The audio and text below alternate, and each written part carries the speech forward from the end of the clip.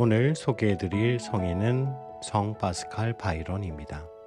파스칼 바이론은 작은 형제회의 평형제로서 그의 열렬한 성체 신심으로 인해 성체 대회를 준비하는 이들의 수호 성인이 되신 분이십니다. 파스칼 바이론은 1540년 성령 강림 대축 이래 스페인의 토레 에르모사에서 태어났습니다. 파스칼의 집안은 세상의 기준으로 볼 때 가난한 이들이었지만 그들의 신앙과 그리스도계의 덕행의 관점에서 볼 때 아주 부유한 이들이었습니다. 그러한 부모 밑에서 자란 파스칼은 어려서부터 부모의 가르침에 귀 기울이며 순종하였고 신앙의 진리에 대한 이해와 미덕에 대한 열정이 또래 아이들보다 뛰어났다고 합니다. 하지만 그의 집안은 가난하였기에 그는 어린 시절부터 다른 이들의 가축을 돌보는 일을 해야만 했습니다. 또한 교육을 받을 여유가 없었던 파스칼은 책을 읽을 수 없었으므로 사제들이 자유로이 커다란 서적을 읽으며 기도도 하고 교리도 가르치는 것을 매우 부러워하였고 그는 될 수만 있으면 자신도 그와 같은 사람이 되려고 결심했습니다. 어느 날 누군가에게서 성불도 책을 받은 파스칼은 다른 사람의 도움을 받아 글을 읽을 수 있게 되었다고 합니다. 한날은 파스칼이 성실하고도 든든하게 가축을 돌보던 모습을 본 고용주는 파스칼에게 양자가 되어 자신의 후계자가 되라고 했습니다. 하지만 파스칼은 그 제안에 감사하면서도 그는 가난하게 살기를 원하며 수도원에서 하느님을 섬기는 데 헌신하고 싶다고 그 제안을 거절하기도 하였습니다. 파스칼의 성모님께 대한 신심은 어려서부터 탁월하고 깊었습니다. 그는 자기 지팡이 위에 작은 성모상을 장식하기도 하고 성모 소성당의 부근에 양떼를 데리고 가기도 하며 틈만 있으면 하느님과 성모님께 기도했다고 합니다. 어느 날은 풀이 더 많은 곳이 얼마든지 있는데 왜 매일 이곳에만 양을 끌고 오느냐고 누군가 파스칼에게 묻자 그는 이곳에 있으면 성모께서 보호해 주심으로 양들을 위해서도 제일 좋은 줄로 생각합니다. 하고 대답했다고 합니다. 파스칼은 일찍부터 성책에 대한 열렬한 신앙도 지니고 있었습니다. 파스칼은 양떼를 돌보느라 성당에 갈 수 없을 때면 몹시 슬퍼하였지만 고용주가 주일 미사 참여를 허락했을 때에는 그의 얼굴에 기쁨이 가득 차서 다녔다고 합니다. 그리고 도저히 성당에 갈 수 없었을 때에는 늘 성당을 향해 두 손을 모으고 미사 순서를 머리에 그리며 정신적으로 이에 참여하려고 했다고 합니다. 파스칼은 18살이 되던 해에 당시 스페인에서 한창 번창하던 프란치스코회에 입회하고자 하였지만 24살이 되어서야 입회의 허락을 받고 몬테포르테의 작은 형제회 수도회에 입회하였습니다. 그리고 그는 주님의 성체 곁에 이제 살 수 있게 되었다는 것에 아주 기뻐하며 수도 생활을 시작했습니다. 그는 매일같이 성체 앞에 부복하여 기도하였고 밤중에도 성체를 방문하고 오랫동안 거기에 머물렀습니다. 파스칼은 매우 겸손하여 자신을 누구보다도 가장 마지막에 두었으나 이와 동시에 매우 헌신적인 사람이었기에 남들이 피하는 일에 있어서는 누구보다도 먼저 그 의무를 맡았다고 합니다.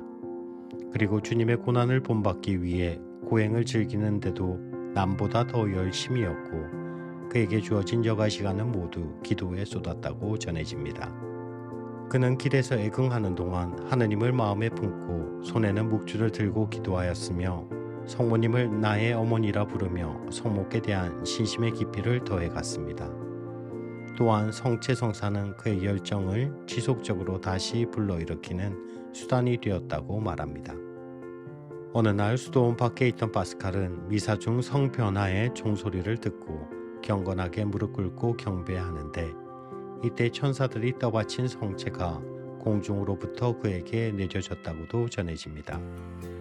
그리고 수도원의 형제들은 파스칼이 감실 앞에 엎드려 있거나 팔을 뻗은 채 황홀경에 빠져있는 모습을 자주 목격하였다고 전했는데 그가 황홀경에 빠져있을 때는 늘 위로부터 내려오는 빛이 파스칼을 감싸고 있었다고 합니다.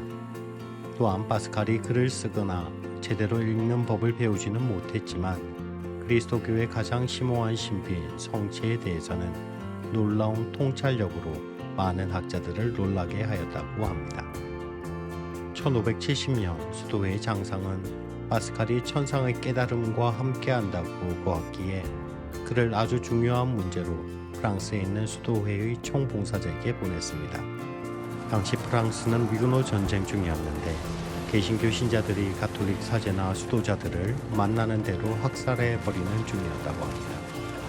그렇기에 파스칼의 여정은 피레네 산맥을 가로지르는 길고 거친 길만이 아니라 개신교도들의 위협까지 감내해야 하는 힘든 여정이었습니다. 파스칼은 그 길을 맨발로 걸으며 개신교도들과 맞서 자신에게 주어진 일을 무사히 마치고 돌아왔습니다. 파스칼은 프랑스에서 돌아온 후에도 이전과 마찬가지로 겸손한 형제로 그의 죽음의 날까지 모든 미덕을 실천하며 살았습니다. 그리고 1592년 그가 태어났던 성령 강림 대축일에 수도원의 미사 중 성체가 거양되던 순간 숨을 거두었습니다. 파스칼의 장례 미사 때에는 미사 중 성체가 거양될 때 죽었던 파스칼이 스스로 일어나 성체의 경배를 드리고 들여높여진 성잔을 향해 여러 차례 공경을 표한 후 다시 자신의 자리에 누웠다고 전해집니다. 그 모습을 지켜본 한 형제는 나는 파스칼 형제가 마치 살아있는 듯하여 그에게 다가가 그의 손과 발에 입맞추었고 기적과 같이 그의 이마에 맺힌 이슬을 보았습니다.